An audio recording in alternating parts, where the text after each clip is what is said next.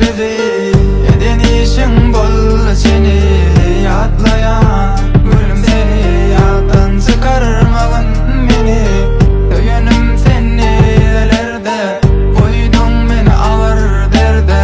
Taşlamalı delin yerde, söymeni yüreğimi berde. Yıllar ayrı falle bizi. Edenişin bol seni yatlayan gülüm, seni yattan çıkarmagın meni.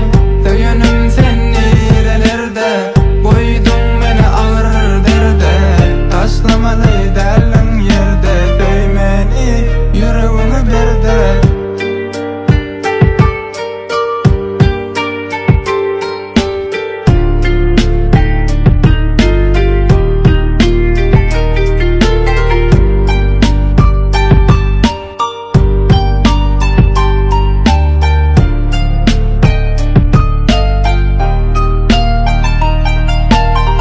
Döyenim seni nelerde, koydun beni ağır derde.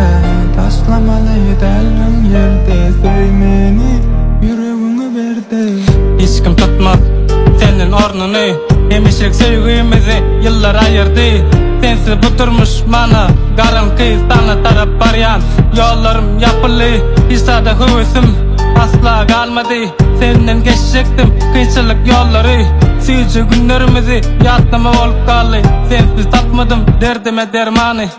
Sen nerede şu at büyüseyen seni, bilyen yatlayan sınam sen hep beni.